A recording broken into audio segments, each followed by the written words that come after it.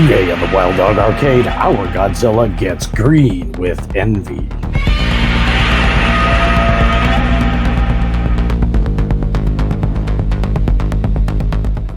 Welcome to the Wild Dog Arcade. I am Gary, and today I'm going to walk you through installing an upgrade to our Godzilla figure.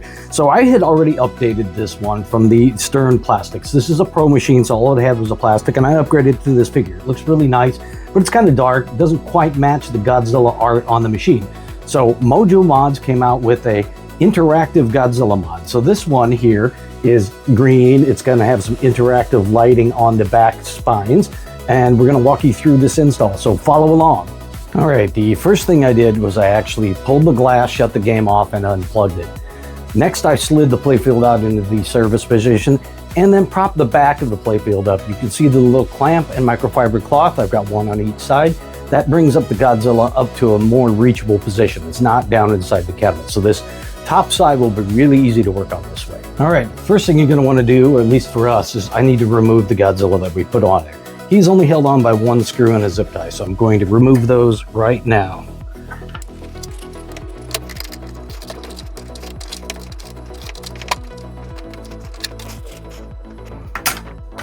All right, Godzilla is out.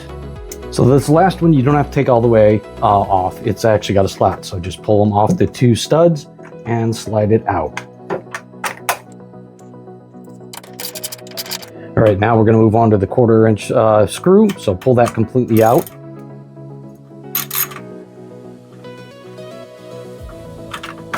Remember, to keep the hardware, you will be reusing this for the new Godzilla. So plastic comes right off, and you can keep that in your coin box in case you ever need to revert.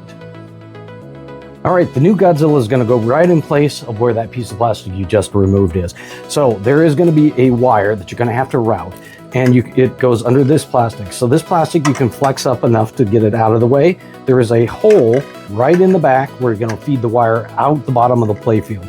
So you basically route it out the hole and then tuck it right by this hex post, so it'll be nice and neatly hidden. So first thing you want to do is route the wire. So bring it up, drop it into the hole.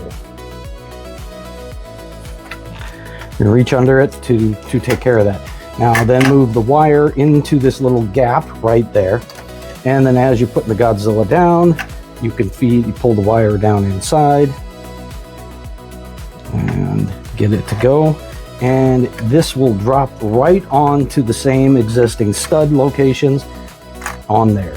So this will be a nice hidden. It's all hidden in the back. You can't really see it from this view, but when you tuck it right by that hex post, it'll disappear. So now we're going to move on to redoing the screws. All right, let's reattach this thing. So I'm going to do it in reverse order. I'm going to put the little 1/4 inch screw right in the rail, get it in place. And then let's drop the nylock nuts onto the studs. And then the third one in the back, which is another nut. All right, it's in place. Let's tighten down the outer rail first.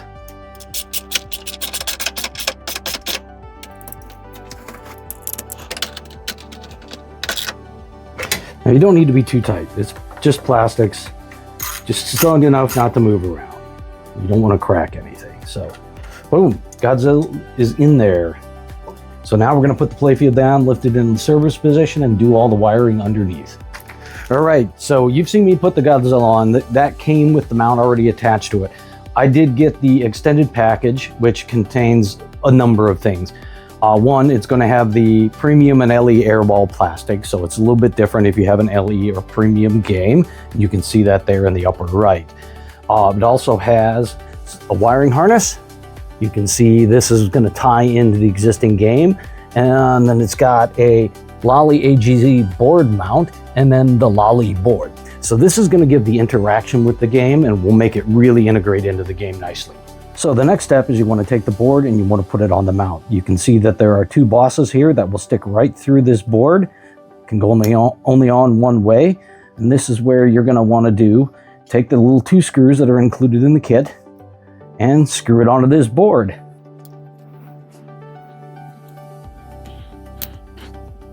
Gonna get one started. Get the other one started. Seat the board on the boss, hold it in place, and let us tighten the screws down. Voila! Board is on the mount, so this will then go into the game as an assembly. All right, next step is to make sure your game is off and unplugged from the wall. Don't want any stray currents or anything going on like that. Also, take the balls out of your game and then tip the play field up into the position. You want to take the balls out, otherwise they'll fall out. Could get lost, could damage some stuff, so it's always good practice to take the balls out. So this is a pro machine, so you're going to see it does not have the big building neck. So if you're looking at the instructions that were provided with that, you'll see a lot of that. For us, we're going to be looking for this wire stand here. This is where we're going to mount this lolly board. All right, now that you've located the wire stand here, what you're going to want to do is loosen up the screw. The new part is going to drop right in behind it and be held in place by one screw. This is what you have to do on a pro. So now that this is loose, you can take your lolly board assembly. Notice it's got big slots. You should be able to, if you've got it loose enough, you should be able to drop it right in behind it. Looks like I got to do a little more loosening.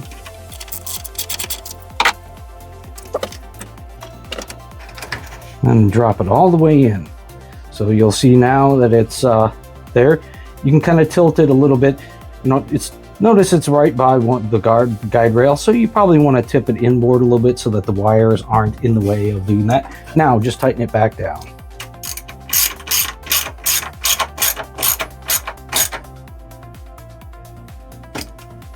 There, the actual board's installed. Basically pretty easy to install. Now we're going to do the wiring part. All right, the next step is you want to tie in this new bulb into one of the GI sockets here. Now, this one's going to be an easy one if you do not have any other mods in this machine. I already have one of the Stumbler pinball mods that ties into this exact bulb. So what I'm going to have to do is I'm going to have to splice the other wire so I can get the power to the lolly board for this mod. So the first thing you still want to do is take out this socket right here, and that's a quarter inch screw. All right, comes right out. So if you didn't already have a mod in here, you just pull out the original bulb and you screw in the new bulb for the wiring harness that's included. Now I'm gonna have to do a little more work. I'm gonna need to take out some of this stuff and do some solder work to splice into these two. So I'll do that off camera and then we'll come back when this is spliced. So I'm gonna show you what I'm doing right now. I already had a mod that was tied into that bulb. So what I did is I took the new harness, cut the old one and stripped them back. I have tied them together. Now I'm going to solder those connections and put some heat shrink tubing on it. So it's pretty easy. I've got a soldering station that I just bring over.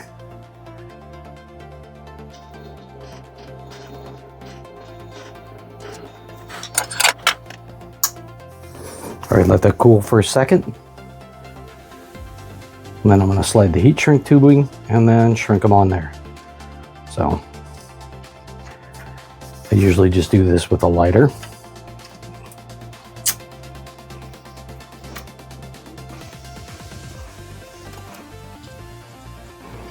I always tend to try to solder all my connections rather than do crimp style connectors because they tend to vibrate loose and not be as nearly as robust as the solder.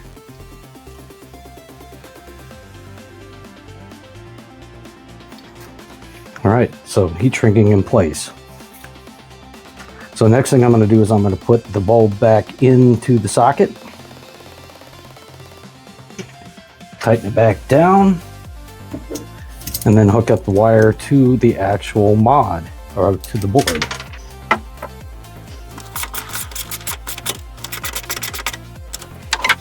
Thought I would zoom up on this one. So this one you want to connect to jumper J1. This is the one that's from the bulb.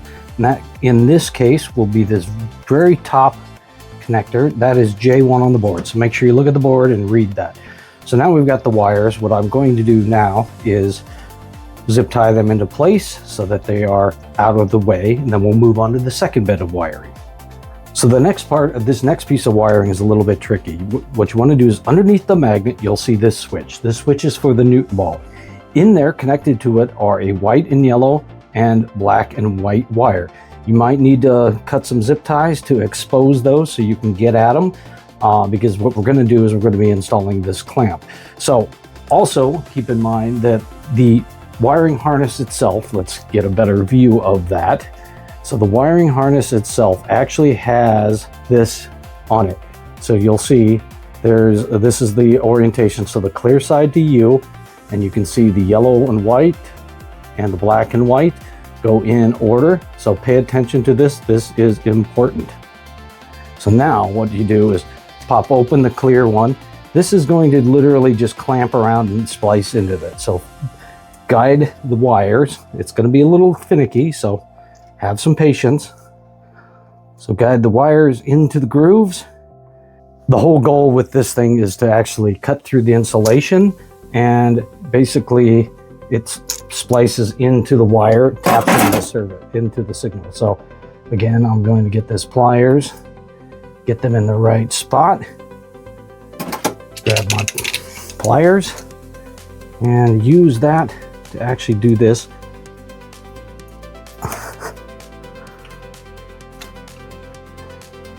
That should tie into the original switch, basic and anti switch. It'll register it, and that will let the interaction happen when you hit the Newton ball. So squeeze it a few times, make sure it has squeezed enough that the latch gets hooked on the end, otherwise it could come back or come open. So just be gentle. Patience is the key here. All right, that is the wire hooked up to the switch. So now the other end, this will actually fit in. Let's see, do we have a view of that? So the second wire, I'll move it down, zoom up a little bit here.